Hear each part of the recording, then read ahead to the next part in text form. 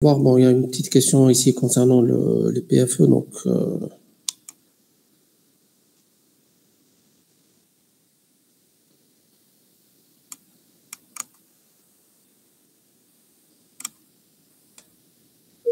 alors pour les commissions, donc je pense que les commissions de suivi, alors c'est pas un encadrant interne, il ne faut pas confondre entre les deux. Donc commission de suivi, donc c'est autre chose.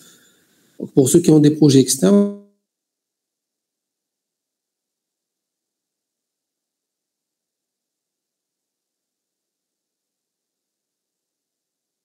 il y a des entreprises, telles que par exemple les centres de recherche, les autres universités ou Sonelgaz par exemple, on ne donne pas de commission de suivi. Donc tout dépendra de l'entreprise dans laquelle vous faites votre stage. D'accord. Donc il faudra se renseigner donc auprès de la scolarité pour voir pourquoi, ou bien vous avez, donc si vous n'avez pas de commission de suivi, peut-être que vous avez déposé en retard. C'est-à-dire que le travail a été déjà fait. D'accord. Donc ça, je pense que c'est les deux principales raisons pour lesquelles vous n'avez pas de commission de suivi. Bonjour monsieur. Bonjour. Vous allez bien? En fait, sur le site qu'on nous a envoyé, on nous avait dit que c'était tous les PF.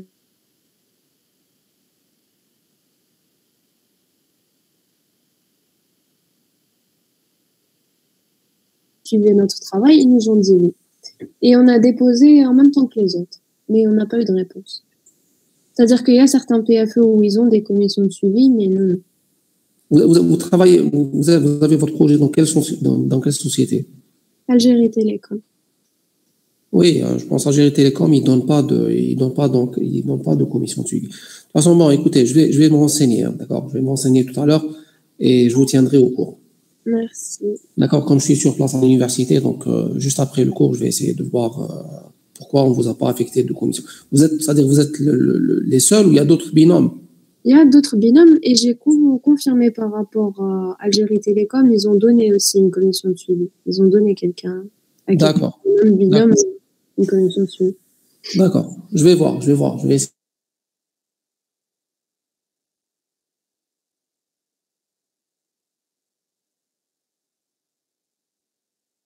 Je tiendrai au courant.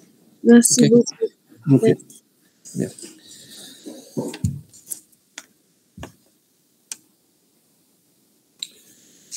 Alors, donc, on reprend notre cours.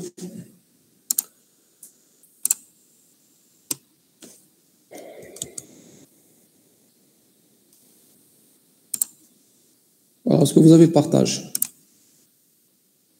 Oui. C'est bon, très bien. Alors, donc, lors de la dernière séance, donc, nous avons commencé la partie ordonnancement. Donc, c'est la dernière phase de traitement dans un routeur. Donc, on est passé par les quatre étapes. Donc, partie classification. Ensuite, nous avons eu la partie marquage. Donc, tout ce qui est marquage pour le contrôle. Bon, bien sûr, contrôle. On commence par le contrôle. Donc, contrôle et marquage donc, du trafic non conforme. On a vu aussi ce qu'on appelle les algorithmes d'évitement des états de congestion. Comment procéder ou bien comment anticiper sur un état de congestion. Donc, quand on voit qu'un état de congestion, on va vers un état de congestion, on essaie donc d'anticiper pour essayer d'éviter cet état en éliminant certains paquets. Donc là, les algorithmes, donc on avait vu comment ces algorithmes procèdent à l'élimination des paquets soit de façon aléatoire, bon maintenant tout dépendra de la politique, soit de façon aléatoire ou bien de façon ciblée. Donc là, on cible les paquets à supprimer. Et bon, on a vu aussi que plusieurs variantes qui étaient basées sur RAID. La différence entre ces algorithmes, c'était justement par rapport au choix des paquets à éliminer et la façon de supprimer les paquets. Donc, soit c'était une façon, je dirais, graduelle ou bien de façon, on va dire, agressive. Donc, on procède à l'élimination des paquets. Donc, après la phase d'évitement, donc les algorithmes d'évitement des états de congestion, on arrive à la dernière phase qui est la phase d'ordonnancement. La phase d'ordonnancement, donc, elle consiste tout simplement à déterminer l'ordre d'envoi des paquets qui se trouvent dans les files d'attente sur l'interface de sortie.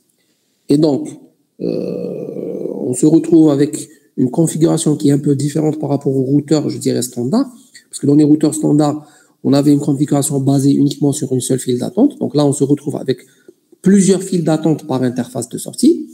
Les files d'attente sont soit gérées par classe, soit gérées par flux. Donc là, tout dépendra de la politique implémentée au niveau de votre routeur. Et en plus, nous avons ce qu'on appelle un algorithme d'ordonnancement qui permet donc de déterminer l'ordre d'envoi des paquets sur l'interface de sortie. Alors, on parle d'un algorithme d'ordonnancement par interface de sortie.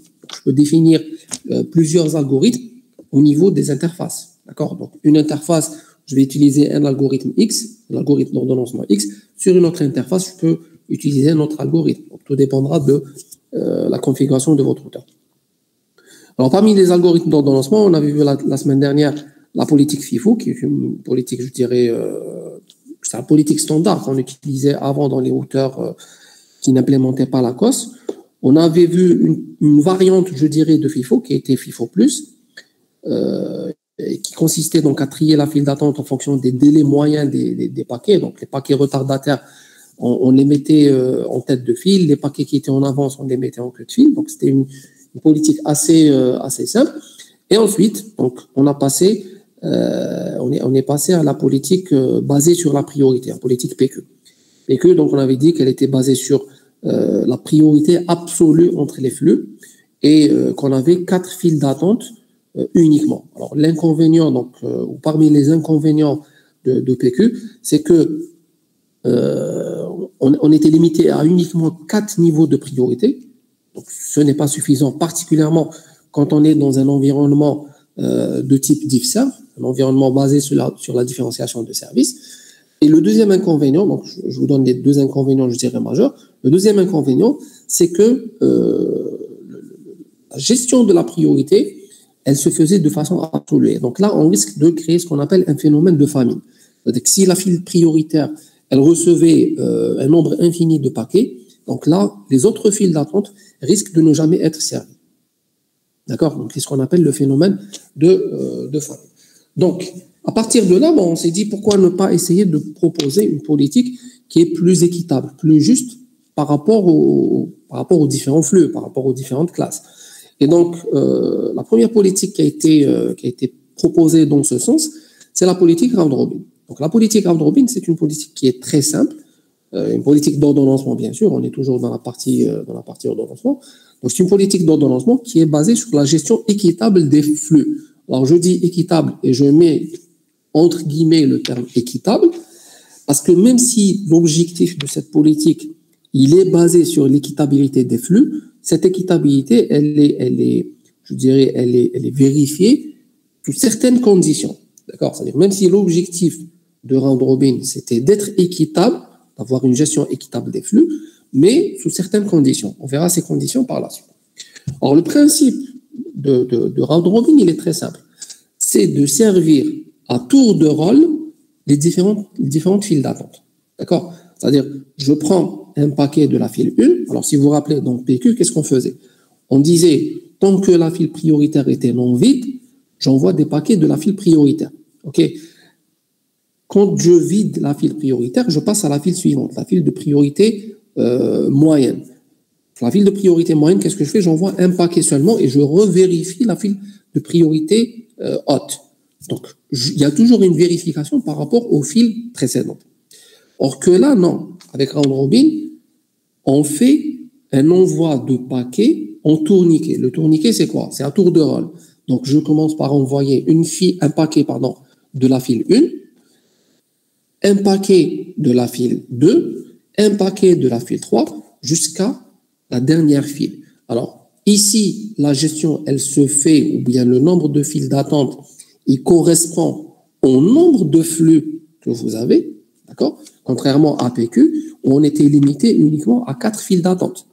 Et je vous disais, donc, le fait de limiter à 4 files d'attente, on se retrouve dans l'obligation de mettre dans la même file d'attente des flux qui ne sont pas nécessairement, qui n'ont pas nécessairement le même profil, qui n'ont pas nécessairement les mêmes besoins en termes de qualité de service.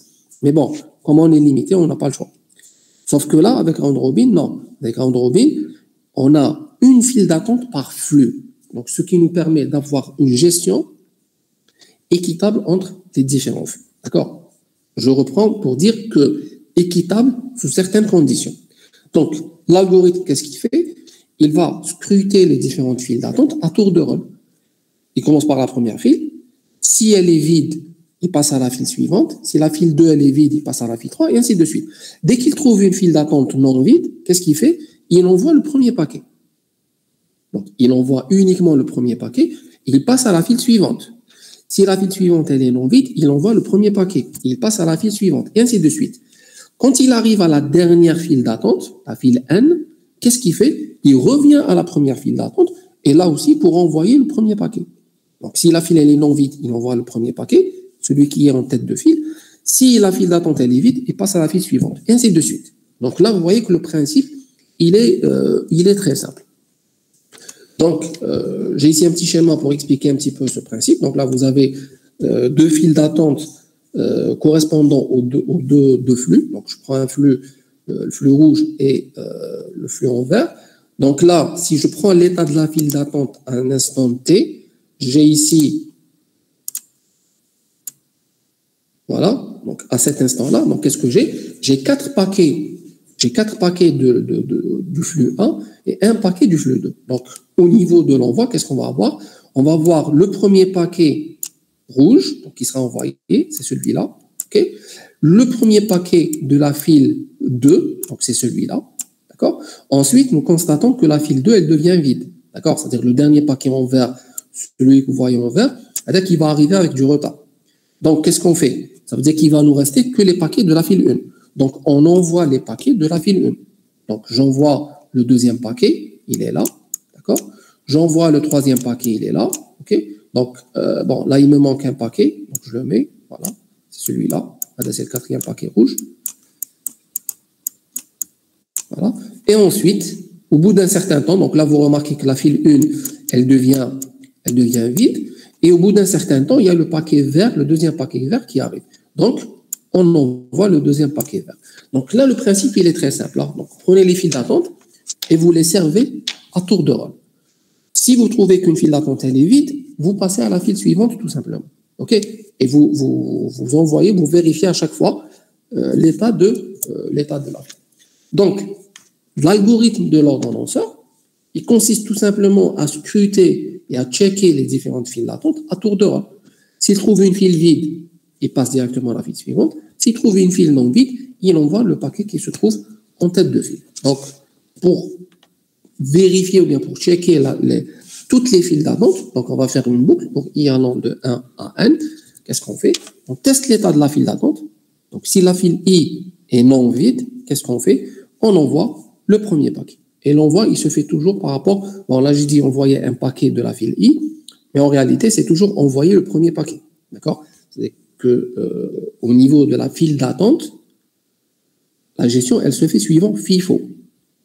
La politique d'ordonnancement, elle intervient entre les files d'attente de l'interface de sortie. OK? Donc, dans chaque file, la gestion, c'est FIFO.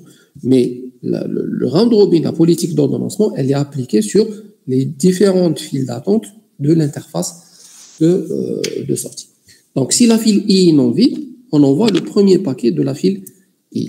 Et fait. Voilà. Ça, c'est juste pour faire le parcours des boucles. Bien sûr, quand on arrive à la dernière file d'attente, à la file N, qu'est-ce qu'on fait? On revient à la première file d'attente. Donc là, on peut mettre une boucle, par exemple. Donc, que je vais faire?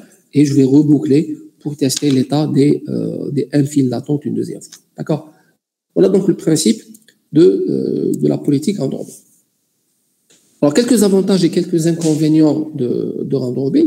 Alors, le principal avantage de round robin, et qui a permis donc de pallier un petit peu à l'inconvénient qui se posait dans PQ, c'est le phénomène de famine. Contrairement à PQ, la politique basée sur la priorité, on avait dit que parmi les inconvénients de PQ, c'était le phénomène de famine. Et du fait que la gestion des priorités, elle se faisait de façon absolue. Quand on applique le round robin, vous avez remarqué qu'on gère les files d'attente à tour de rôle. Donc, il n'y a pas de phénomène de famine. On ne crée pas un phénomène de famine.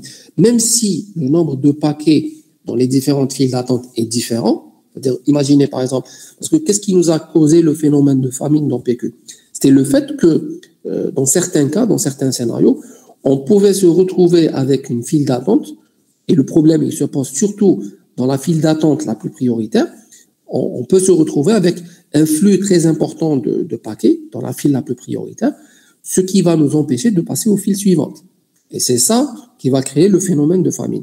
Or que, avec round robin, même si nous avons un nombre de paquets très important qui arrivent dans une file d'attente, on ne va pas servir la totalité de la file d'attente. On envoie juste un seul paquet. Et donc, il y a une certaine équitabilité, je mets toujours l'accent sur équitabilité, il y a une certaine équitabilité entre les différentes files d'attente ou bien entre les différents flux.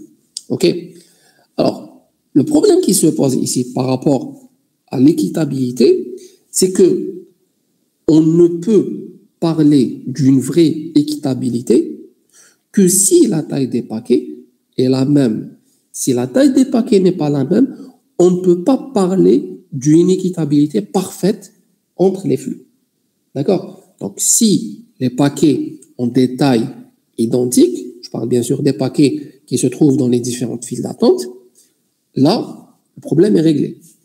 On gère de façon équitable les flux. Mais imaginez que dans un paquet, dans une file d'attente, vous avez un paquet, par exemple, de 10 kilooctets, d'accord? Dans la file d'attente suivante, vous avez un paquet de 20 kilooctets. Ben, il est clair que celui qui a une taille de 20 kilooctets, il va consommer le double de la bande passante du premier paquet. Le premier paquet, c'est uniquement 10 kilooctets. D'accord? Donc, si on raisonne en termes de paquets, c'est vrai qu'on est en train d'avoir une gestion équitable, mais si on raisonne en termes de taille, si on raisonne en termes de consommation de la bande passante quand on envoie les paquets, on n'a pas une rééquitabilité ici. On a un paquet qui va consommer 2 fois plus de bande passante que l'autre paquet. D'accord? Donc, on dit que round robin applique l'équitabilité entre les flux, mais avec comme condition que la taille des paquets soit identique. Si la taille des paquets n'est pas identique, on ne peut pas parler d'une rééquitabilité. Donc, par la suite, il y a eu d'autres algorithmes d'ordonnancement qui ont été proposés afin de prendre en considération la taille des paquets et appliquer l'équitabilité entre les flux. C'est-à-dire que là, si je prends par exemple l'algorithme WRR, donc c'est du round robin basé sur une pondération, d'accord? Et c'est cette pondération qui permet en quelque sorte de compenser la taille des paquets. Donc c'est un algorithme qui permet en quelque sorte de prendre en considération la taille des paquets. Donc essayer d'équilibrer un petit peu la consommation de la bande passante de telle sorte à avoir la même consommation même si la taille des paquets n'est pas la même. Il y a eu d'autres algorithmes tels que le déficit round robin, class-based queuing, donc c'est de la politique CBQ. Donc tous ces algorithmes-là, on va les revoir, on va les voir avec plus de détails par la suite. D'accord? Mais ça, c'est des algorithmes qui ont permis donc de prendre en considération la taille des paquets tout en restant dans du round robin. C'est-à-dire on démarre avec le round robin, mais on rajoute, je dirais, des paramètres supplémentaires qui permettent de prendre en considération la taille des paquets pour respecter cette notion d'équitabilité entre les flux. Donc, ça, c'est, je dirais, un avantage et un inconvénient, parce que c'est un avantage quand on veut appliquer l'équitabilité, mais tout en prenant en considération la taille des paquets. Alors, parmi les inconvénients donc, de round robin, c'est par rapport au check-up qui se fait ou bien par rapport à la vérification qui doit se faire. Alors, dans l'algorithme que j'avais donné tout à l'heure, qu'est-ce que j'ai dit? Je dis, on fait le parcours des files d'attente, une par une. Donc, je commence par la première file, je passe à la deuxième, je passe à la troisième, et ainsi de suite. Alors, l'un des problèmes, bon, ça c'est plus sur le plan algorithmique, hein. L'un des problèmes qui risque de se poser, c'est que quand vous vérifiez, par exemple, une file d'attente, une certaine file d'attente X, vous trouvez que la file d'attente X, elle est vide. Au moment de la vérification, elle est vide. Donc, qu'est-ce que vous allez faire? L'algorithme, il va passer à la file d'attente X plus 1. D'accord? juste au moment de la vérification. Juste au moment où je vérifie, on a trouvé la file d'attente vide. Dès que je passe à la file X plus 1, on reçoit un paquet de la file, au niveau de la file X.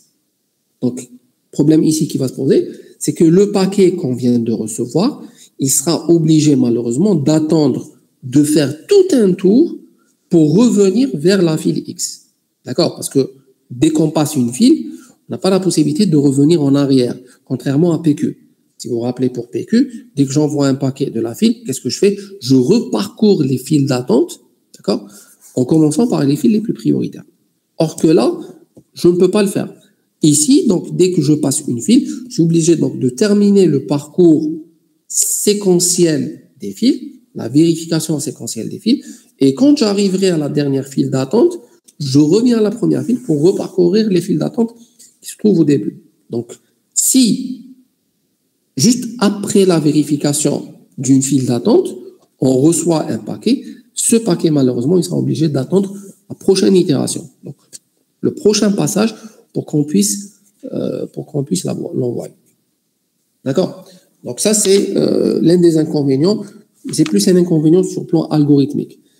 Deuxième inconvénient, donc la politique round robin n'est pas destinée à servir des flux qui ont des besoins différents. Ça, je l'ai dit depuis le début, comme quand on veut appliquer la qualité de service, on est obligé de faire du favoritisme, on est obligé de faire de la différenciation de services, on est obligé de favoriser certains flux par rapport à d'autres. Les favoriser, pourquoi? Parce que tout simplement, c'est des flux ou c'est des applications qui ont des contraintes strictes en termes de qualité de service, et donc on est obligé de les faire passer en priorité. On est obligé donc de les traiter de façon à les favoriser par rapport à d'autres flux qui n'ont pas des contraintes, qui n'ont pas des exigences par rapport à la qualité de service. Donc, si on veut appliquer le round robin, on ne pourra pas malheureusement favoriser certains flux par rapport à d'autres. Pour la simple raison que round robin est basé sur l'équitabilité. D'accord? Donc, il faudra, dès le départ, déterminer l'objectif de notre politique d'ordonnancement. Est-ce qu'on veut faire de la différenciation de services ou bien est-ce qu'on veut faire de la gestion équitable? Si on veut faire de la différenciation de services, si on veut faire du favoritisme, je dirais, entre guillemets, je ne peux pas appliquer le favoritisme avec round robin. Si je veux avoir une gestion équitable, round robin est bien adapté pour ça. Bien sûr, avec la condition que la taille des paquets soit la même. Okay? Mais si on veut faire du favoritisme ou de la différenciation de services, c'est-à-dire appliquer l'un des standards de la COS ou l'un des modèles de la COS, avec round robin, malheureusement, ça ne marche pas. D'accord? Donc, il faut déterminer dès le départ l'objectif de votre politique d'ordonnancement.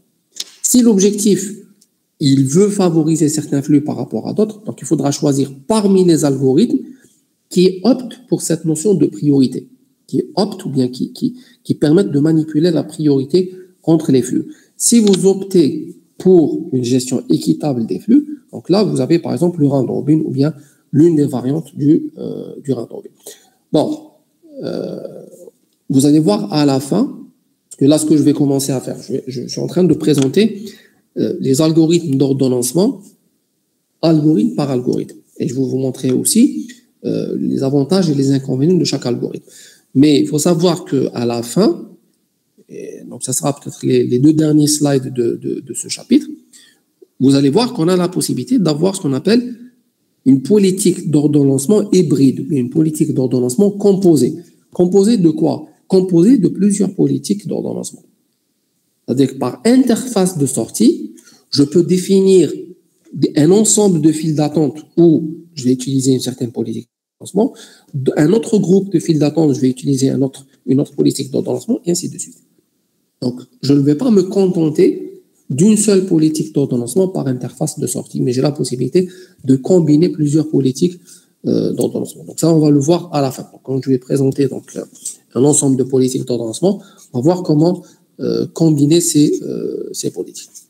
Voilà donc pour la politique round robin. Alors, j'avais dit que l'inconvénient de round robin, c'était le fait que la notion d'équitabilité n'était respectée que dans le cas où la taille des paquets était la même. Donc, si la taille des paquets n'est pas la même, ça veut dire qu'on aura certains flux qui vont consommer plus de bandes passantes que d'autres. D'accord? Et donc, il y a eu des variantes de la politique round-robin. Parmi ces variantes, nous avons la politique WRR, ou round-robin basée sur la pondération. Et cette pondération, elle va permettre de définir la quantité de bandes passantes que vous allez affecter à chaque flux ou à chaque file d'attente. D'accord? Donc, si vous remarquez, par exemple, que, imaginez, par exemple, je prends un exemple très simple pour faire le lien avec la politique round-robin. On prend, c'est l'exemple que j'avais donné tout à l'heure. Au niveau du flux 1, le flux 1, la taille des paquets, elle est par exemple de 10 kg, 10 kilo-octets. Au niveau du deuxième flux, F2, la taille des paquets, elle est de 20 kilo-octets.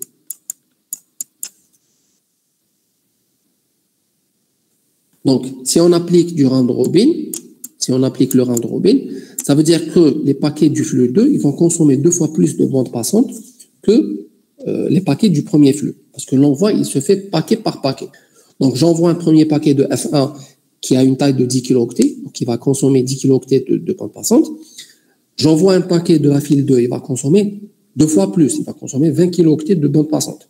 Je reviens à la file 1, on consomme 10 kilo-octets, file 2, 20 kilo-octets, et ainsi de suite. Donc, entre chaque 2 paquets de la file 1 et de la file 2, j'ai pratiquement le double de la consommation de la bande passante qui est faite au niveau de F2.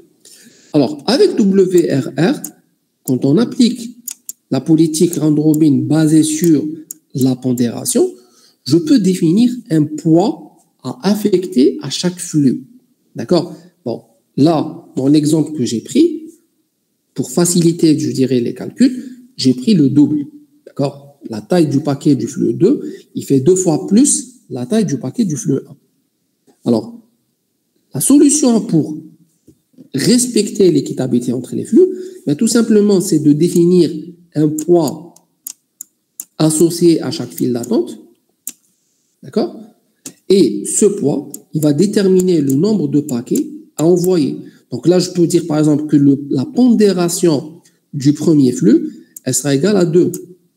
Et la pondération, donc ça, c'est juste pour faire simple, hein, pour comprendre le concept de WRR. La pondération du flux 2, elle sera égale à 1. Concrètement, ça veut dire quoi? La pondération est égale à 2 pour le flux 1 et la pondération elle est égale à 1 pour le flux 2. Concrètement, on va tout simplement envoyer 2 fois plus de paquets de la file 1 que de la file 2. Et si on prend 2 fois plus de paquets de la file 1 par rapport à la file 2, ça veut dire qu'au niveau de la file 1, je vais envoyer 2 paquets pour un paquet de la file 2. D'accord? Donc, en d'autres termes, je vais avoir quelque chose qui ressemble à ça. Je vais envoyer un paquet, donc P1. Ensuite, je vais envoyer un deuxième paquet P1. Donc ça, ce sont les 2 premiers paquets de la file 1.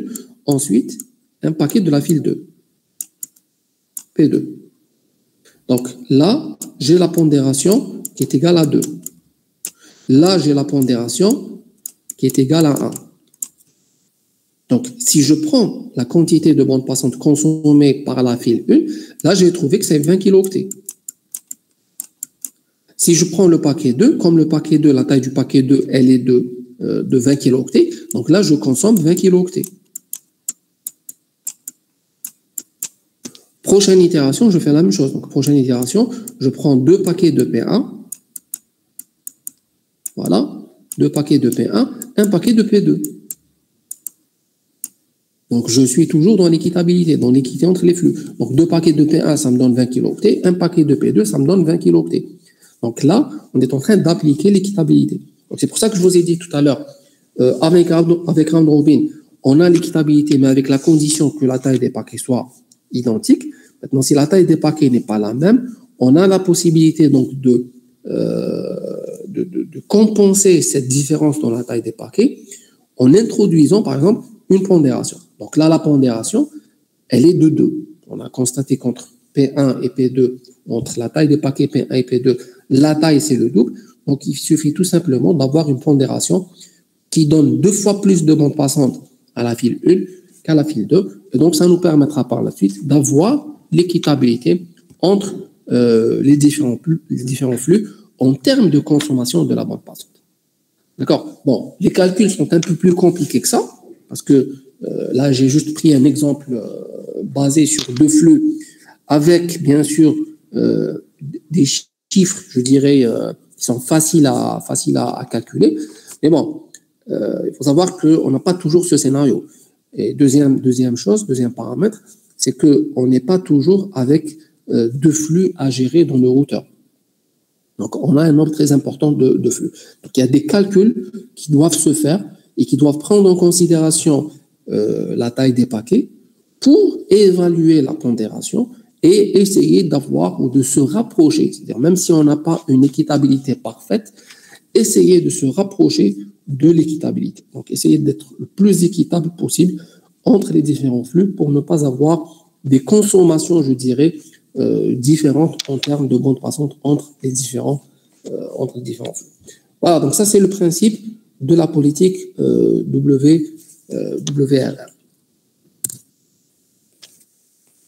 Alors WRR, donc comme j'ai dit, elle est basée sur round robin, donc la gestion elle se fait par flux. Hein. Donc chaque file d'attente, elle est définie par chaque flux il est défini par une file d'attente. Alors maintenant on va voir une autre approche qui est basée sur le round robin, mais sauf que cette fois, la gestion des files d'attente, elle se fait par classe et non pas par flux. D'accord? Donc, ça veut dire que chaque file d'attente, elle va représenter une classe de service. Donc, un ensemble de services qui ont, je dirais, les mêmes besoins en termes de qualité de service, les mêmes exigences en termes de qualité de service.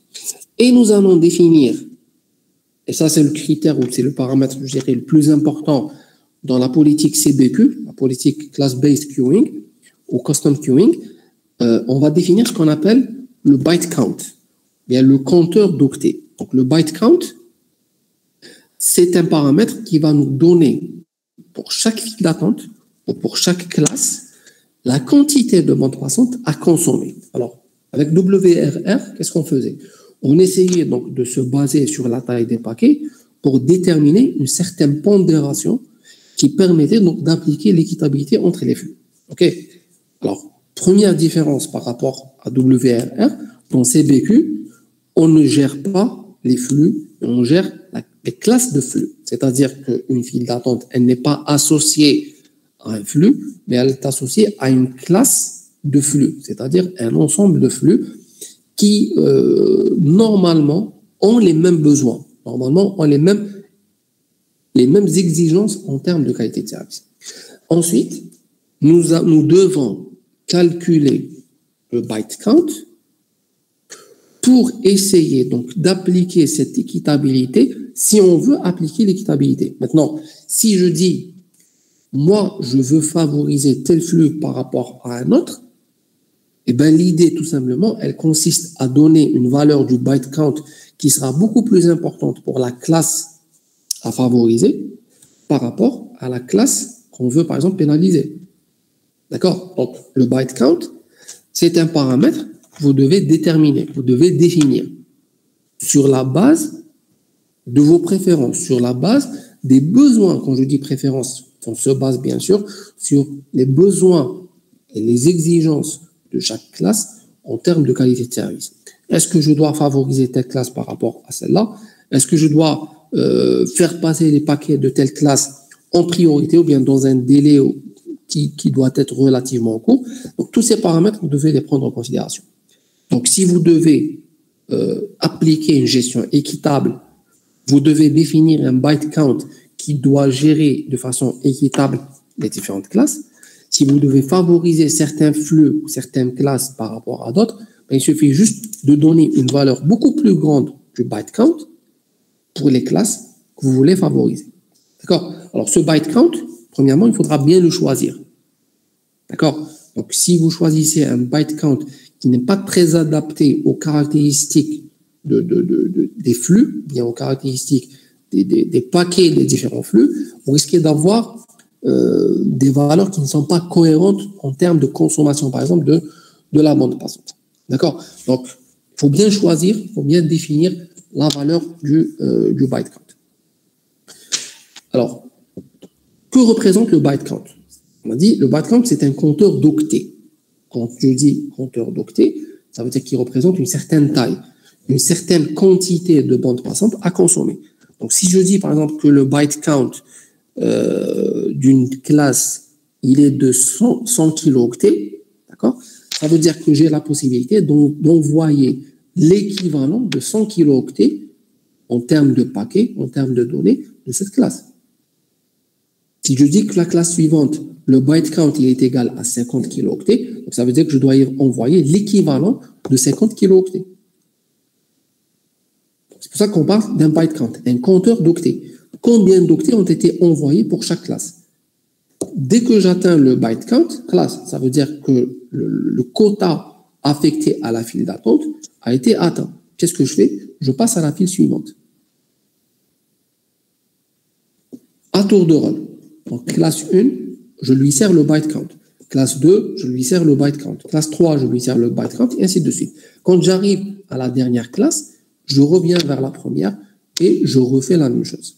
Voilà donc le principe de gestion de CBE. Alors, ce byte count, il faut bien sûr le calculer, il faut l'évaluer, il faut déterminer la valeur du byte count en fonction donc, de la taille des paquets et en fonction de la quantité de bandes passantes que vous voulez affecter à chaque file d'attente. Donc, je dois définir, ça c'est des paramètres que je donne en entrée à mon algorithme. Donc, la taille des paquets, c'est quelque chose, c'est une donnée qui doit être connue. Et deuxième chose, je dois définir la quantité de bandes passantes à affecter à chaque file d'attente. Et c'est cette quantité de bandes passantes qui va déterminer la priorité de chaque classe. Quand je dis, par exemple, que la classe 1, je lui donne 50% de la bande passante, la classe 2, je lui donne 25% et la classe 3, je lui donne 25%. Ça veut dire quoi? Comment j'interprète ces chiffres? Ben, tout simplement, je dirais que la classe 1, c'est la classe la plus prioritaire. Et c'est la classe qui va avoir 2 fois plus de bandes passantes que les deux autres classes. Et comme j'ai donné 25% pour la classe 2 et la classe 3, donc ça veut dire que la classe 2 et la classe 3, c'est des classes qui sont gérées de façon équitable. Donc, je ne cherche pas à favoriser C2 par rapport à C3 ou C3 par rapport à C2. D'accord? Donc, deux choses à déterminer. Donc, je vais vous donner dans un moment comment évaluer le byte count, comment calculer la valeur du byte count en introduisant donc des paramètres.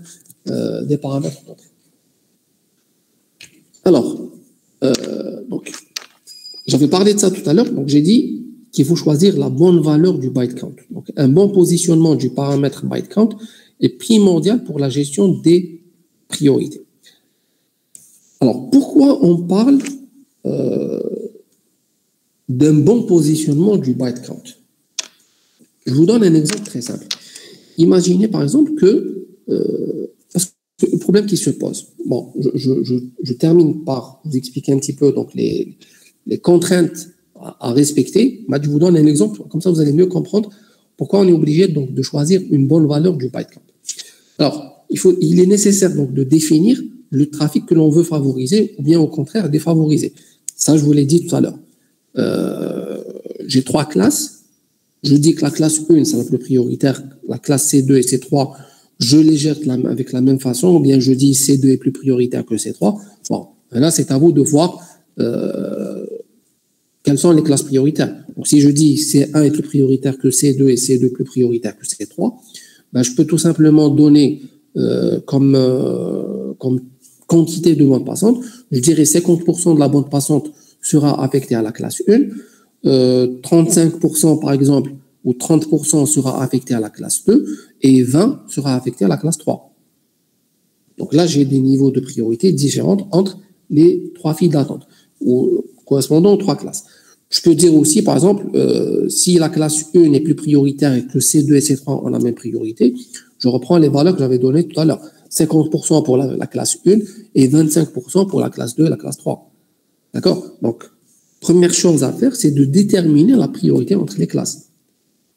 Quelle est la classe la plus prioritaire? Est-ce qu'il y a des classes qui ont les mêmes priorités? Tout ça, c'est des paramètres qu'il faudra définir avant de lancer l'exécution de votre algorithme d'ordonnance. D'accord? Donc, Sur cette base, c'est-à-dire pour déterminer la priorité entre les classes, il faut prendre en considération, bien sûr, la taille des paquets. Parce que la taille des paquets, elle va déterminer la quantité de bande passante que vous allez affecter, que vous allez consommer, c'est-à-dire qui sera consommé par chaque file d'attente. Donc, ça, c'est très important. Deuxième paramètre à prendre en considération, c'est que la valeur du byte count, elle ne doit pas être très élevée. Pourquoi elle ne doit pas être très élevée? Parce que si la quantité de bande passante, quand je définis une valeur du byte count qui est très grande pour la classe la plus prioritaire C1, d'accord, et qui est trop petite pour, par exemple, C2 et C3, ou là, par exemple, juste C3. Là, on va aller vers un comportement qui va ressembler au comportement de PQ. Parce que si vous donnez une valeur du byte count qui est trop grande pour la classe la plus prioritaire, ça veut dire que vous allez servir un nombre très important de paquets de la classe la plus prioritaire et vous allez négliger les autres classes. Donc, on tend, je dis bien on tend, je ne dis pas on est dans PQ. On tend vers PQ. On tend vers un comportement de l'algorithme d'ordonnancement qui ressemble à celui de PQ. Donc, il ne faudrait pas choisir des valeurs trop grandes du byte count. Parce que sinon, vous risquez de pénaliser certains flux qui auront une valeur trop petite du byte count. D'accord? Donc, il faut avoir un certain équilibre. Même si vous voulez avoir une différenciation de service, vous voulez appliquer une priorité entre les flux, il faut avoir une priorité, je dirais, entre guillemets, raisonnable. Il ne faudrait pas négliger certains flux au détriment d'autres. C'est-à-dire, je favorise certains flux et par conséquent, je suis obligé de négliger les autres flux. Non, parce que là, vous risquez de tomber dans le phénomène de famille. OK? Alors, troisième point, si la valeur du byte count est atteinte, donc si on atteint la valeur du byte count, la trame en cours ou le paquet en cours de transmission est envoyé dans sa totalité. Et sur ce point, je reviens vers le point principal où je vous disais que on doit avoir un bon positionnement de la valeur du byte count. Je vous donne un exemple très simple. Le dernier point, qu'est-ce qu'il dit? Si le byte count est atteint, la trame en cours de transmission est envoyée dans sa totalité. OK? Moi, je vais prendre une valeur du byte count qui est égale à 101 kilooctets. D'accord? Ça, c'est la valeur du byte count. Donc, ça veut dire, bon, je dis le byte count pour la classe 1, hein, parce qu'on a un byte count défini pour chaque classe. Je prends juste un exemple pour vous expliquer le problème qui va se poser quand on a une mauvaise valeur, là, une valeur qui n'est pas adaptée au byte count. Donc, je définis pour une classe, pour une certaine classe, la classe 1, une valeur du byte count qui est égale à 101 kilooctets. On va supposer que la taille des paquets, la taille d'un paquet de la classe 1, il est égal à 100 kilooctets. D'accord? Donc, la taille des paquets de la classe 1, elle est égale à 100 kilooctets. La valeur du byte count est égale à 101 kilooctets. Donc, qu'est-ce qui va se passer? Qu'est-ce qu'on a dit? On a dit, tant qu'on n'a pas atteint le byte count, je continue à envoyer les paquets. D'accord? Donc, la valeur du byte count, elle est de 101 kilooctets. Donc, ça veut dire que je vais envoyer un premier paquet P1. Donc là, j'ai consommé combien? J'ai consommé 100 kilooctets. Quelle est la valeur restante du byte count? La valeur restante du byte count, elle sera égale à 1. Donc, ça veut dire que je n'ai pas consommé la totalité du byte count. OK? Il me reste 1 kilooctet. Donc, je suis obligé d'entamer le deuxième paquet. Donc, je vais envoyer le deuxième paquet du flux 1. Pour 1 kilooctet, je vais envoyer encore 100 kilooctets. Or que moi, j'ai limité la valeur du byte count, le compteur d'octets, je l'ai limité à 101 kilooctets. Ça veut dire que je ne peux pas donner plus que 101 kilooctets pour cette classe.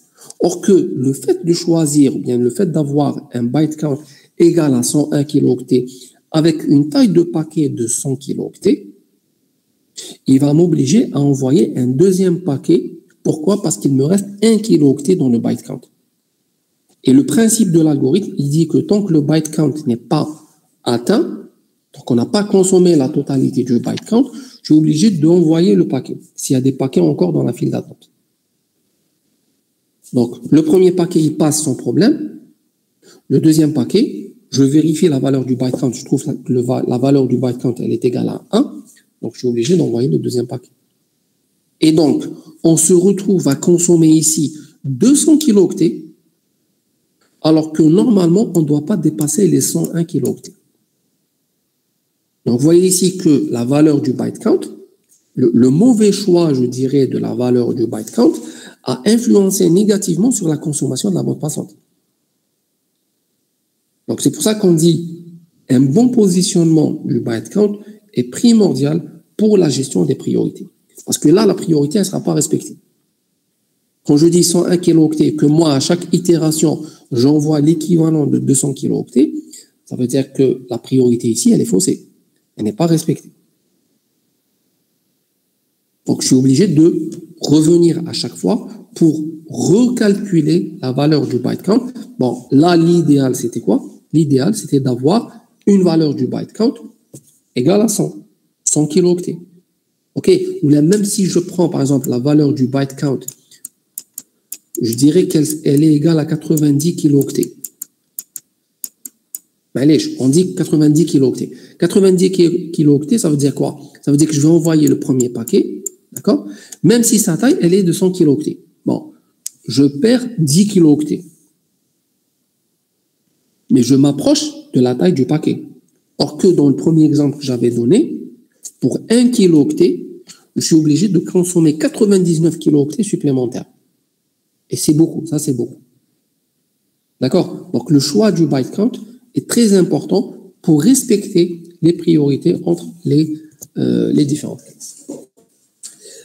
Alors, je vous explique maintenant comment on calcule et comment on évalue la valeur du byte count. Alors, je préfère aller directement vers l'exemple. Je vous explique, il y a un exemple juste après. Je vous explique au niveau de l'exemple comment évaluer la valeur du byte count. Alors, regardez, qu'est-ce qu'on a ici? On a 3 flux. D'accord? 3 flux, donc ça veut dire 3 classes. Donc, classe 1, classe 2 et classe 3. Chaque classe, elle est représentée par un flux dans mon exemple. On a aussi la taille des paquets. Donc, les paquets du flux A, c'est 1086 octets. La taille des paquets du flux 2, c'est 291 octets. Et le flux 3, c'est 831 octets. Donc, ça, c'est quelque chose qu'on a. C'est une donnée. Première chose à faire, qu'est-ce qu'on va faire? Première étape, vous allez prendre parmi toutes les tailles, vous allez prendre la taille la plus grande. Ici, parmi les tailles des 3 paquets, la taille la plus grande, c'est 1086 octets. D'accord? Donc, vous prenez cette taille et vous calculez ce qu'on appelle un ratio. Vous prenez cette taille, la taille la plus grande entre tous les paquets, vous la divisez par les autres tailles. Donc, dans mon cas ici, qu'est-ce que je vais avoir? Je vais avoir 1086 divisé par 1086, donc ça va me donner un ratio de 1. Pour le deuxième flux, je vais avoir 1086 divisé par 291, donc ça va me donner un ratio, je dirais, de 3,73. Et pour la troisième file d'attente, je prends toujours la valeur la plus grande qui est 1086, je la divise par 831 et ça me donne une valeur de 1,3. Donc, ce qu'on a obtenu ici, c'est un ratio par rapport à la taille la plus grande des paquets, qui est ici 1086. OK? Donc, ça, c'est une étape de calcul. Je suis obligé de passer par cette étape de calcul. Ensuite, je vais intervenir. Donc, je dis bien, je vais intervenir. Je n'ai pas dit je vais calculer. Donc, je vais intervenir par la suite pour définir la quantité de bande passante à affecter à chaque classe. Donc, ce que j'ai ici, donc, ton pourcentage de bande passante, ça, c'est un paramètre que vous devez définir. D'accord? Donc, si je veux favoriser, par exemple, la classe 1, Ben, il suffit juste de donner plus de bandes passantes à la classe 1. Si je veux favoriser la classe 3, je donne plus de bandes passantes à la classe 3. Dans mon exemple ici, qu'est-ce que j'ai fait? J'ai favorisé les flux de la classe de la classe 2, pardon, et j'ai dit la classe A et la classe C, je leur donne la même quantité de bandes passantes. Alors, je vous pose une question. Est-ce que la classe A et la classe C seront gérées de la même façon? Quand je dis ici, je leur donne 20% de la bande passante.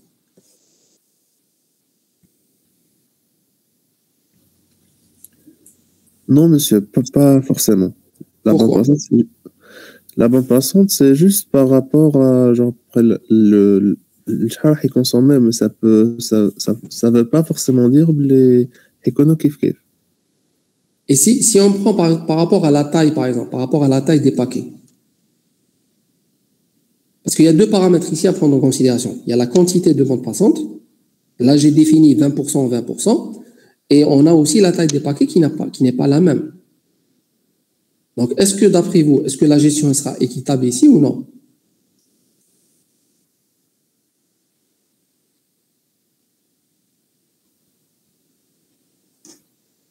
Alors, on termine l'exemple et vous allez me répondre par la suite. D'accord?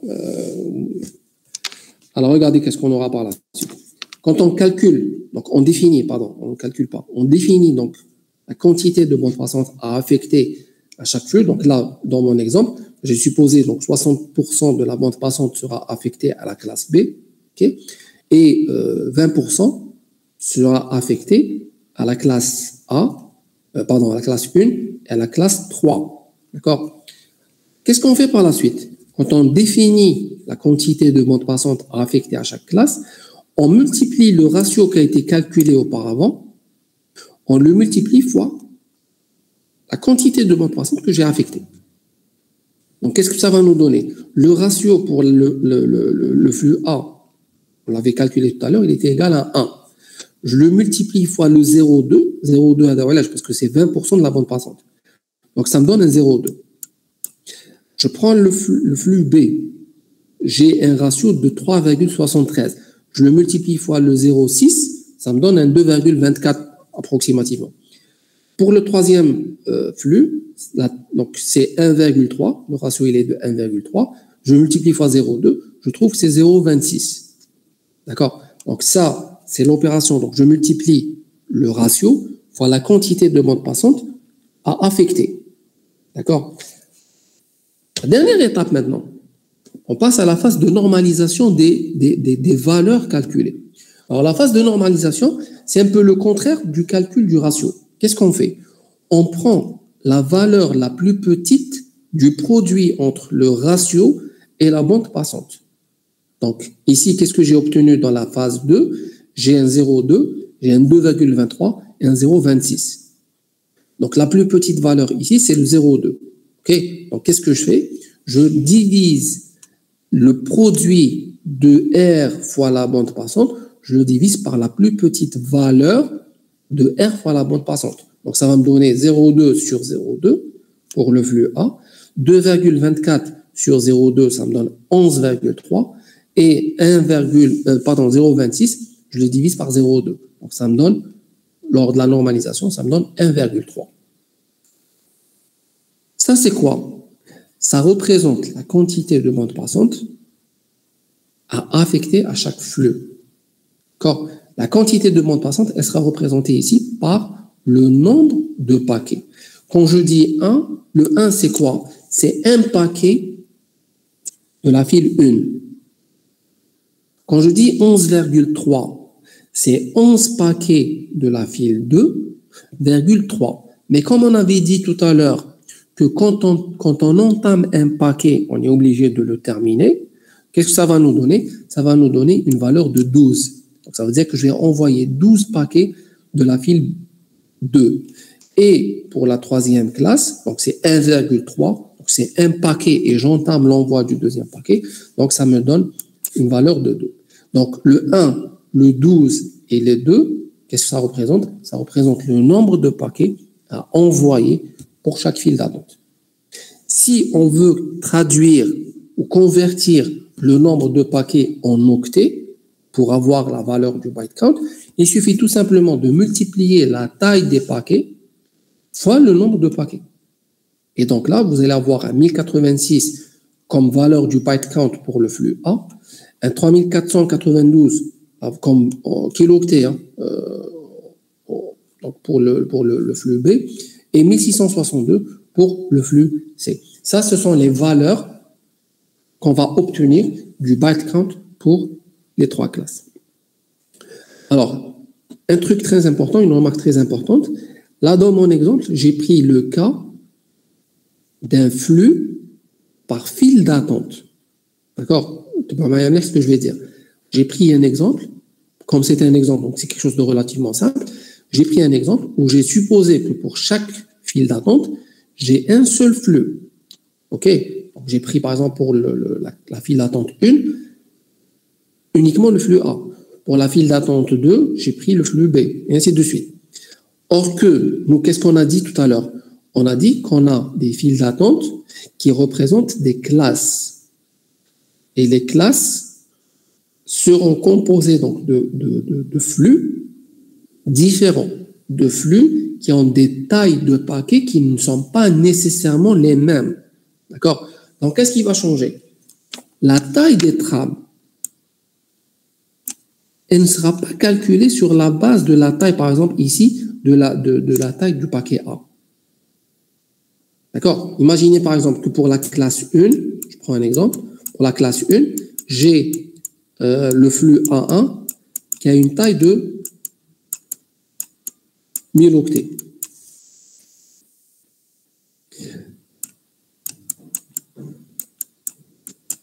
La deuxième classe, ou le deuxième flux, pardon, de la classe 1, il a une taille de 500 octets.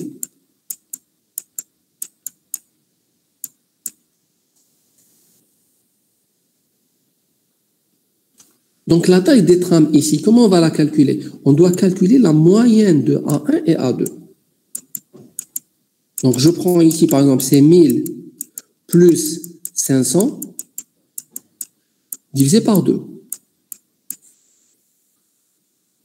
Donc, ça va vous donner 750. Donc, le 750, c'est ce 750 que vous allez utiliser ici. Donc, ça ne sera pas 1000 ou la 500. Vous calculez la moyenne. D'accord? Donc, faites très attention à ce point.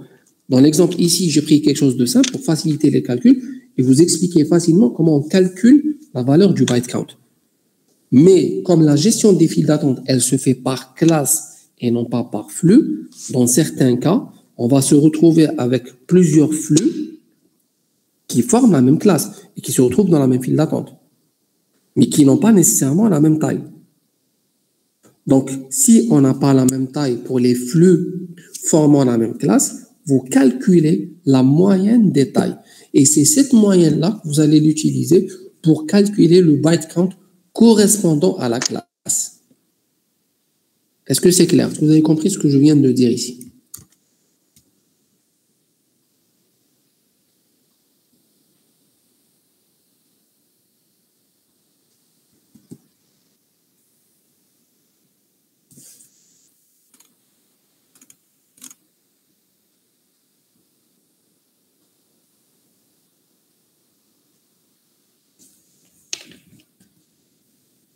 Est-ce que vous avez compris ce que j'ai dit?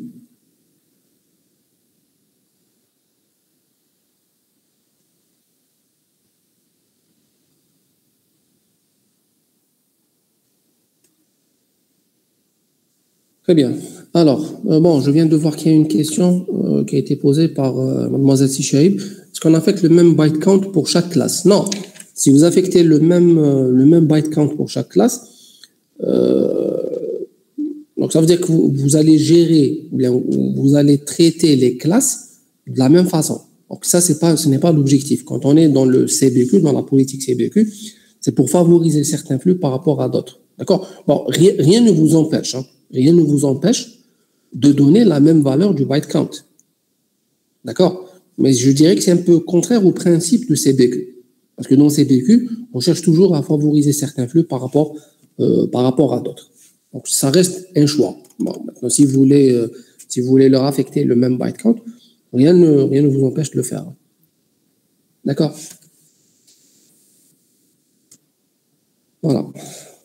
Donc, ça, c'était donc la méthode de calcul du byte count. D'accord? Donc, on prend l'algorithme, il est simple. Là. Donc, j'ai préféré expliquer sur l'exemple. Bon, le slide précédent, il explique étape par étape, je dirais, l'algorithme de calcul du byte count pour chaque classe. Mais au niveau de l'exemple, donc, vous avez vu, avec l'application numérique, c'est plus facile. Donc, on définit la taille des trames. Si on a des classes avec des tailles différentes, donc on calcule pour chaque classe, on calcule la taille moyenne, on va travailler avec cette taille moyenne. Première chose à faire, donc on calcule le ratio. Le ratio, comment on le calcule? On prend la valeur la plus grande des tailles et on la divise par les autres tailles. Donc vous obtenez la valeur du ratio R. Ensuite, on définit la valeur, la quantité de bande passante affectée à chaque classe. Donc ça va déterminer en quelque sorte la priorité que vous allez affecter à chaque classe. Okay? Vous calculez le produit, le ratio fois la bande passante. Vous normalisez. Comment on normalise? On prend le produit le plus petit entre R fois la bande passante et on divise toutes les autres valeurs par cette valeur, par la valeur la plus petite. On obtient donc le nombre de paquets. Comme le nombre de paquets, qu'est-ce qu'on a dit dans l'algorithme tout à l'heure? On avait dit que quand on entame l'envoi d'un paquet, on est obligé de l'envoyer en sa totalité. Donc, si j'ai un chiffre, vous obtenez lors de la phase de normalisation quelque chose avec une virgule, pour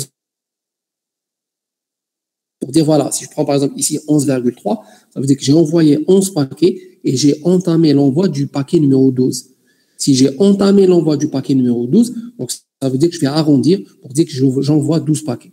Donc, la valeur du byte count que vous allez affecter à chaque classe, c'est tout simplement le produit de la taille du paquet fois le nombre de paquets que vous allez obtenir lors de la phase de normalisation. À partir de là, vous allez avoir la valeur du byte count. Alors, quelques avantages et quelques inconvénients de cette politique. Donc, l'avantage de cette méthode est d'utiliser au maximum la bande passante. Pourquoi? Parce que là, vous êtes limité uniquement par la valeur de votre byte count. Ça, c'est très important. Okay. Alors, deuxième avantage, c'est qu'on a la possibilité, comme on est en train de gérer par classe, d'accord, et non pas par flux, au niveau des routeurs, on a la possibilité d'avoir 16 files d'attente par interface de sortie. Alors, quand on dit 16 files d'attente par interface de sortie, ça veut dire qu'on a la possibilité de représenter 16 classes dans les files d'attente. Donc, 16 classes, ça nous donne quand même la possibilité de regrouper, je dirais, des flux similaires dans les mêmes classes. D'accord? Alors, quelques inconvénients de CBQ. Alors, CBQ, elle souffre du même handicap que FIFO et PQ, à savoir des priorités statiques. Pourquoi on parle de priorité statique? Alors, il faut savoir que la valeur du byte count, on n'a pas la possibilité de la recalculer à chaque fois. D'accord? Parce que vous avez vu, il y a des calculs, il y a beaucoup de calculs à faire. Si on s'amuse à refaire les calculs, par exemple, chaque 10 minutes ou chaque 15 minutes, là, vous allez surcharger votre routeur avec des calculs qui ne sont pas très utiles. OK? Donc, on calcule la valeur du byte count et malheureusement, on n'a pas la possibilité de revoir ou de recalculer cette valeur-là. Donc, cette valeur que vous avez calculée, qu'est-ce qu'elle va définir? Elle va définir une certaine priorité. Mais le fait de calculer la valeur du byte count une fois et que par la suite, on n'a pas la possibilité de recalculer la valeur du byte count, donc on a une approche que je dirais est statique. D'accord? On n'a pas la possibilité de réadapter la valeur du byte count. Donc, c'est quelque chose de figé. D'accord? Donc, ça, c'est l'un des inconvénients. Donc, ça ressemble un petit peu à PQ, parce que PQ, si vous vous rappelez, on dit que les priorités c'était des priorités absolues. Deuxième inconvénient, c'est que certaines données ne sont pas évidentes à avoir en certains contextes. Et là, je parle particulièrement de la taille des paquets. Quand on fait, par exemple, quand on a un état initial, par exemple, pour une classe, où j'ai défini, par exemple, 3 flux appartenant à cette classe. Bon, si j'ai défini les 3 flux appartenant à cette classe, ben, je vais dire tout simplement, je calcule la moyenne pour calculer par la suite le ratio. Mais je n'ai aucune garantie que ces 3 flux sont les uniques flux qui vont représenter cette classe. Peut-être qu'il y a un flux qui n'est pas encore arrivé, je n'ai pas encore reçu ces paquets, et donc si je vais recevoir les paquets de ce 4e flux par la suite, je suis obligé de refaire les calculs. Pourquoi? Parce que la taille moyenne, elle n'a pas pris en considération la taille des paquets du flux 4. D'accord? Donc, il y a certaines données qui ne sont pas évidentes à avoir dès le lancement de l'algorithme. Et donc, dans certains cas, ça nécessite une réinitialisation de l'algorithme et recalculer les valeurs du byte count pour prendre en considération les données qu'on vient de recevoir. Un autre inconvénient, c'est que le mode de fonctionnement est très coûteux au niveau du système d'exploitation du routeur. Pourquoi? Tout simplement à cause des calculs qui permettent de déterminer la valeur du byte count. On est obligé de recalculer à chaque fois la valeur du byte count pour c'est-à-dire prendre en considération les nouvelles données. Donc, s'il y a des données qui arrivent par la suite, on sera obligé de les prendre en considération. Sinon, on risque d'avoir une valeur qui est complètement fausse du byte count. Si je ne prends pas en considération tous les flux appartenant à la classe, et bien tout simplement, mon algorithme ne sera pas fiable. Donc, on est obligé de faire des calculs. Et ces calculs-là vont peser sur les performances du routeur. Parce que ça nécessite une certaine puissance de traitement. Et donc, ça va surcharger le routeur. Donc, on essaye, l'objectif, c'est quoi? C'est d'alléger le routeur de tous ces calculs. Donc, l'idéal, c'est de faire les calculs. Une fois, avoir les valeurs correctes donc, du byte count pour lancer l'algorithme d'ordonnancement. Mais ça, malheureusement, ce n'est pas toujours évident.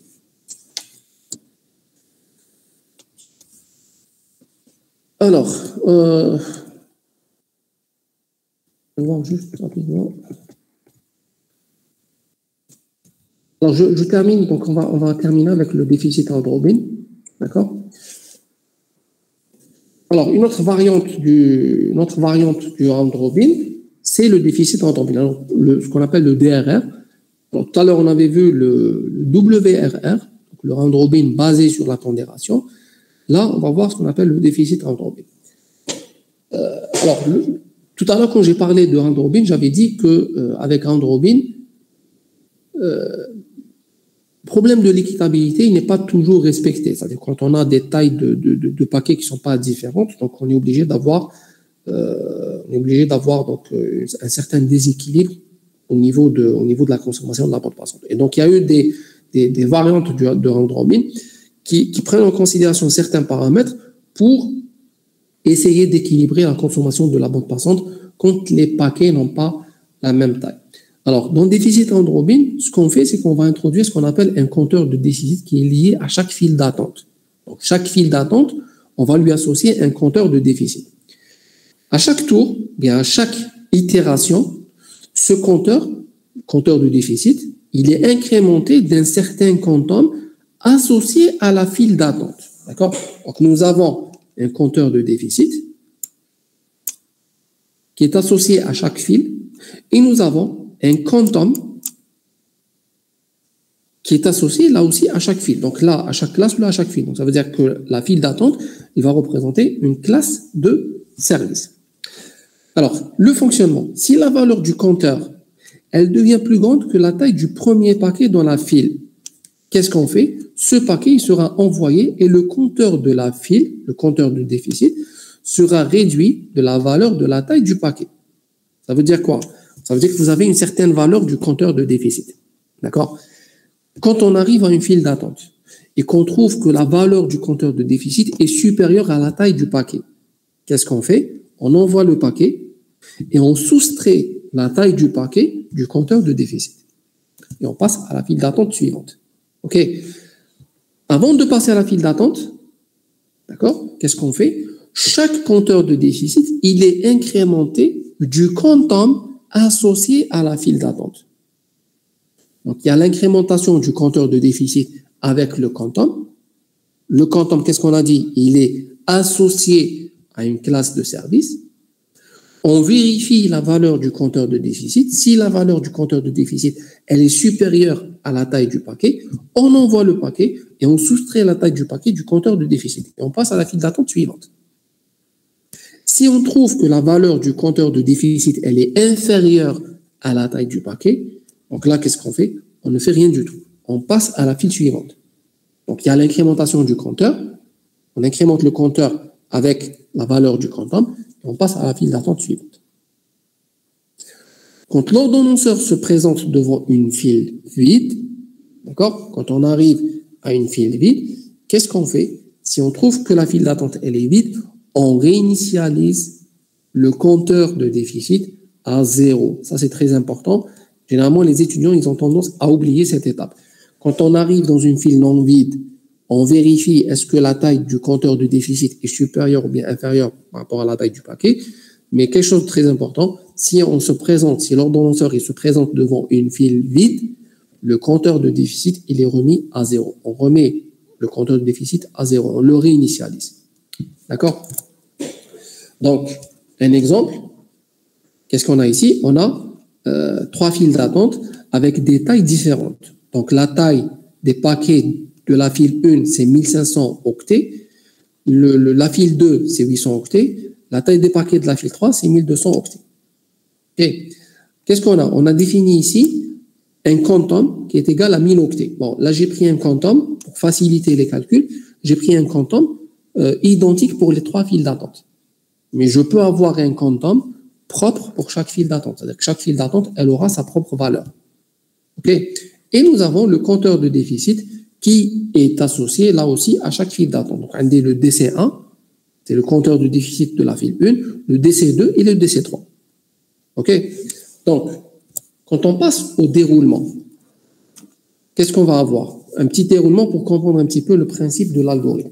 Qu'est-ce qu'on a? On a la taille des paquets pour la file 1. Donc là, je reprends un petit peu les données de mon exercice, de l'exemple de tout à l'heure. Donc la file 1, elle est de 1500 octets. La file 2, c'est 800 octets. La file 3, c'est 1200 octets.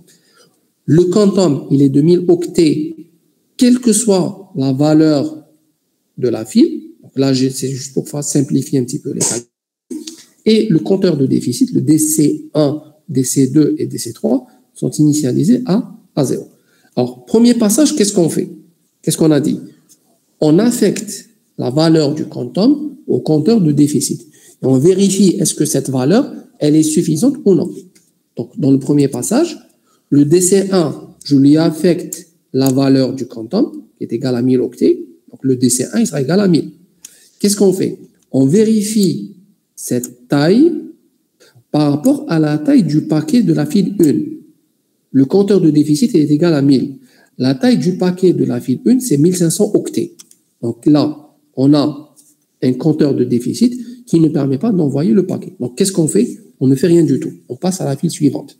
OK? Donc, paquet non envoyé. Deuxième file, le DC2 sera égal à 1000. Qu'est-ce qu'on fait? On vérifie le DC2 par rapport à la taille du paquet 2. La taille du paquet 2 est égale à 800 octets. Donc, le compteur de déficit, il est supérieur à la taille du paquet. Qu'est-ce qu'on fait? On envoie le paquet et on soustrait la taille du paquet du compteur de déficit. Donc là, le paquet sera envoyé et le nouveau DC2 sera égal à 200. Voilà, j'ai 200 parce que j'ai enlevé 800. La taille du paquet qui a été envoyé. On passe à la file 3. File 3, c'est 1000 octets. Quand je l'incrémente avec le compteur de déficit. La taille du paquet est égale à 1200. Donc la taille du paquet est supérieure au compteur de déficit. Donc ce n'est pas suffisant. Donc le paquet ne sera pas envoyé. Ça, c'est la première itération. Je passe maintenant à la deuxième itération. Qu'est-ce qu'on va faire? Le DC2, il sera égal à combien?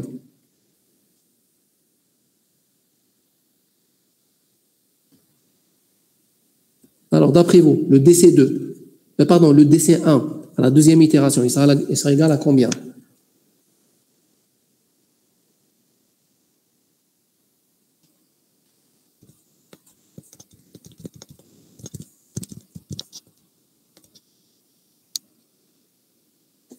On refait la même chose.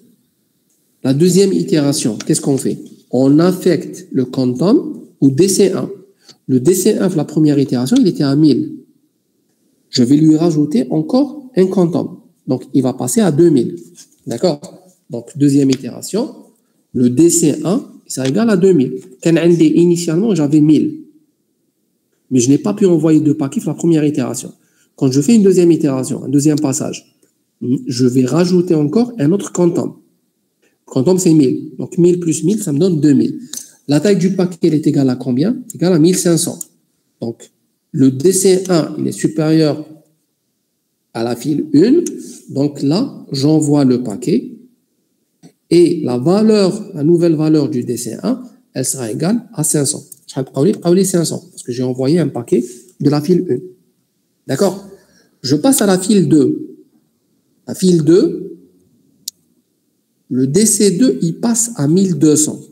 D'accord? Pourquoi 1200? Le quantum, c'est 1000. La valeur du DC2, elle est de 200. D'accord? Donc, 1000 plus 200, ça me donne 1200. OK? Qu'est-ce qu'on fait? Alors, faites attention. Je reviens un petit peu à l'exemple. Regardez ce qu'on a.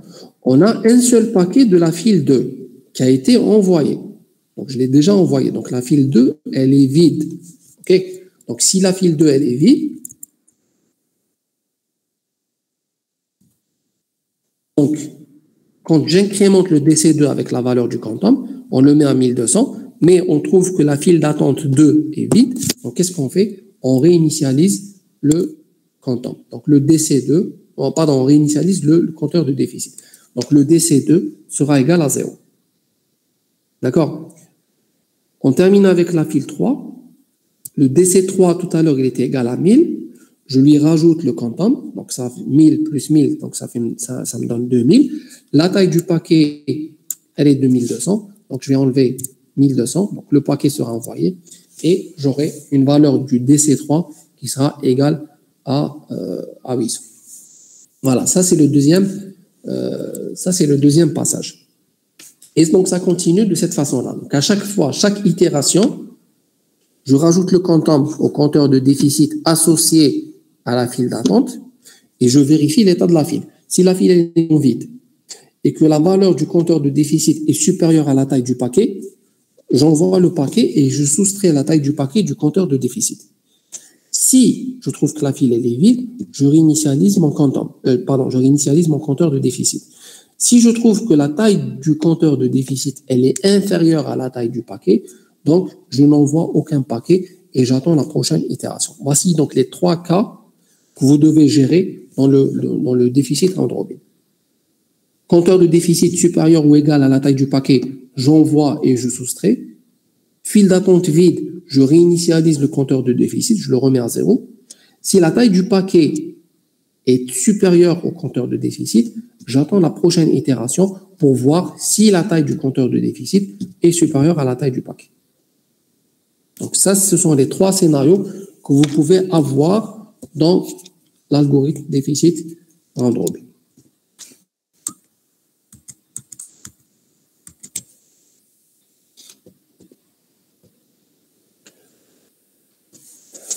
Alors, il y a une question. Riyad Ousmane, la question, elle était par rapport à quelle politique? Parce que je viens de la voir. Parler de la surcharge.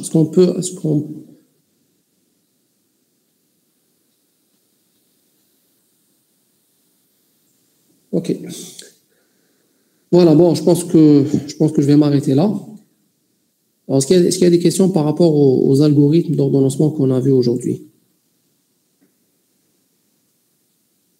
Alors là aussi, bon, pour le déficit Android, donc c'est un peu le même inconvénient de CBQ, hein, parce que vous voyez qu'il y a à chaque fois des calculs, bien que les calculs ici sont, je dirais, moins importantes que par rapport à CBQ. Mais le fait de à chaque fois incrémenter le compteur, faire des tests, faire des vérifications, ça consomme aussi du temps CPU, contrairement, par exemple, à la politique basée sur la priorité. D'accord, bon, c'est un petit peu le problème de l'algorithmique. Hein, donc, plus on améliore les performances des algorithmes, et plus la complexité de l'algorithme elle augmente. Et si la complexité de l'algorithme augmente, malheureusement, on est obligé d'avoir plus de ressources de traitement. Si on essaye de simplifier l'algorithme, on perd en termes de performance. Donc, l'équilibre n'est pas évident toujours à envoyer. D'accord? Oui, alors bon, il y a une question ici qui a été posée. Si le compteur de déficit est égal à 2000 et la taille est égale à 1000, est-ce qu'on envoie des paquets successifs? Oui, on a la possibilité d'envoyer des paquets successifs, mais ça, c'est un cas qui est très rare. C'est-à-dire, le fait de dire, parce que là, la valeur du quantum elle doit être, je dirais, adaptée. OK? Et bon, on peut trouver dans certains cas, d'ailleurs, vous allez le voir en TD, on a pris en considération un exercice, il y a un exercice qui prend en considération ce cas. Le fait de laisser à chaque fois la valeur du compteur de déficit, c'est-à-dire on soustrait la taille du paquet et on a ce qu'on, bon, je dirais entre parenthèses, on a des résidus au niveau du compteur de déficit. Ces résidus-là, ils vont s'accumuler.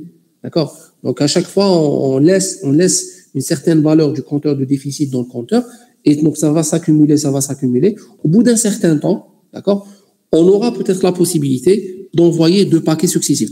Mais ça sera 2 grand max, hein, et ce n'est pas à chaque itération. OK?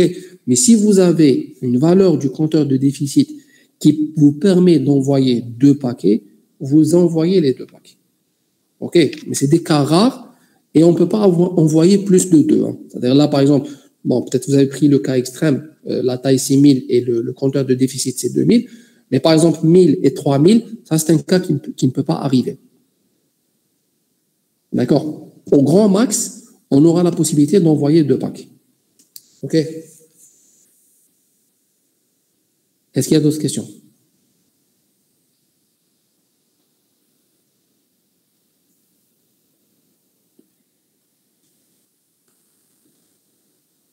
C'est bon? OK, donc si c'est bon, on va s'arrêter là. Donc, bon, vous allez avoir normalement une séance de télé avec Madame Guibli, hein, donc pour le